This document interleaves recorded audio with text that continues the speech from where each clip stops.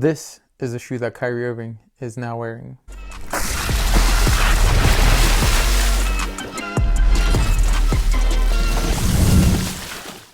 What's up guys, Vinny here with Sneaker Tweaker and welcome back to our channel. Today we have a very highly anticipated video, and that is our first impressions review on the, I was about to say Nike, not Nike, the Anta Shock Wave 5. Now this is a shoe that Kyrie Irving, like I said, has been wearing and will continue to wear, I believe, until he starts getting, or until his signature shoe with Anta is developed. But once Kyrie started wearing these shoes, I mean, you can tell his star power just from that. A lot of people started asking about these shoes once Kyrie put them on his feet. Klay Thompson's also with Anta, but Klay's game is very fundamental, so I feel like it goes very underappreciated and people don't realize how much that guy actually does and did for those championships. I know people know about Klay and the 60 points with 11 dribbles and just game 6 Klay, but Kyrie is on a different stratosphere. And that's not to say that Klay is any worse than Kyrie, but Kyrie's game is very flashy and it gets a lot of people's attention, and he does that on a nightly basis. Now the Shockwave 5s do seem like a shoe that Kyrie would wear, and just to further prove that, let's start it off with the traction. The traction pattern on these, at least in the forefoot area and the strike zones, remind me a lot of the Sears Player Only Player 1 Plus and kind of the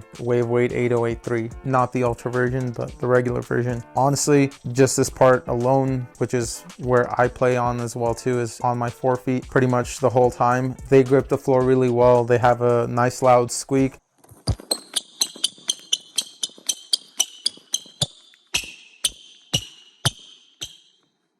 The rest of the traction pattern is what looks like these arrows or shark tooth patterns, and honestly, all of it from just my initial wear worked really well. The rubber compound also seems pretty thick. I would say it's potentially safe to take these outdoors. I'll have a better idea on that once I've actually put these through a performance test, but a common understanding, I guess, would be that most Chinese brand shoes are going to be built for outdoors because a lot of the hooping that they do is outdoors, so they're built that way and they're built to last. Dust collection also, just on the initial wear, didn't seem to be an issue, and if it was, I didn't even pay attention to wipe because I only did a quick run and stop, run and stop, run and stop. But after just looking at the bottom, there really wasn't anything stuck on there. Now the cushion on the Shockwave 5s is what's called Nitro Edge. It's a P-Bax cushion infused with nitrogen, and just kind of, I guess, looking at it and feeling it, it feels a lot like Boost, or feels like that to me. But the cushion felt decent on the initial wear for me. Again, with the way Kyrie plays, he doesn't really require much cushion, if any at all. I mean, I feel like his shoes always had very minimal cushion, and it wasn't until his time with Nike was coming to an end where he started adding more and more. The cushion on the Nike Kyries was pretty firm,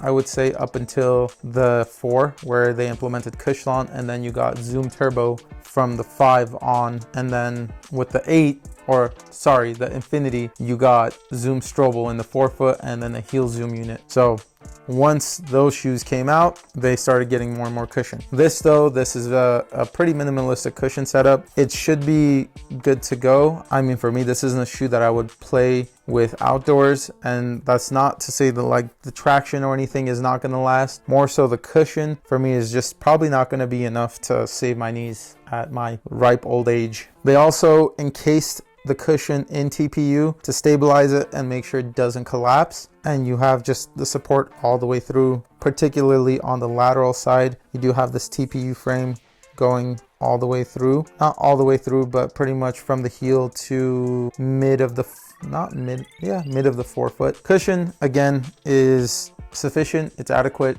just not something I would say is a great cushion setup. Now that's subjective because some people enjoy less cushion, like I said, Kyrie. For me, I like a little bit more, and like I said, at my age, my knees, they're gonna be gone if I played in these outdoors. For the fit, these actually fit me better than the Nike Kyries, and that's not to say the Nike Kyries didn't fit me well or there was heel slippage or lockdown issues or anything like that. It was more so the fact that right on the first wear, these didn't fit me as snug and just cranked down on my forefeet and put pressure on there as much as the Nike Kyries. These ones just felt nice right off the bat. Didn't feel like I needed too much time to break in or any at all. Now, what I've noticed is that could change after your initial wear. Once you actually start putting activity into it, it starts just kind of constricting, and then later on it starts expanding a little bit and you get a little give from the upper as you break it in. For the support and the materials,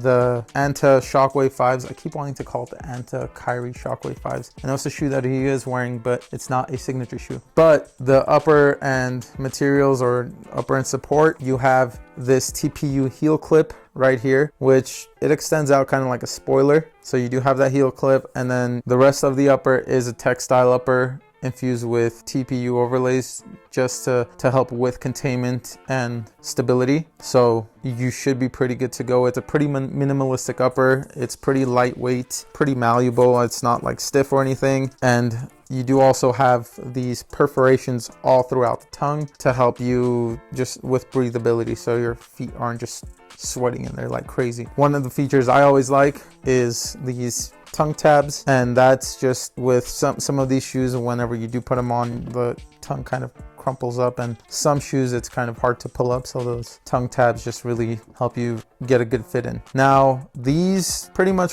feel like they weigh like any other Kyrie. These again are a size 9 and they weigh in at 14.2 ounces, which, if I'm not mistaken, weighs more than the LeBron 21s. As for price, I got these on Famuji, and this colorway particularly retailed for $119 over there. Now, they do have some added fees such as like shipping and whatnot. However, Kicks Crew and a bunch of other places have them, and the fees and the prices on it are different. This was, I guess, the best price that I found, and glad I got it from there, because every other place I looked at, the prices were ridiculous. I believe that these are going to be a really solid performer, a typical Kyrie shoe. If you guys are shifty guards, it's a great shoe to go with, and for not a crazy amount of money. These also come in a pretty, I guess I would say, basic box. I mean, I don't know how basic this is, but it looks like there's snake skin or scales all over it, and I don't know if that's because of Kyrie and him implementing that to pay homage to Kobe. I might be reading too much into it, but that's what it seems like. And then you do have this holographic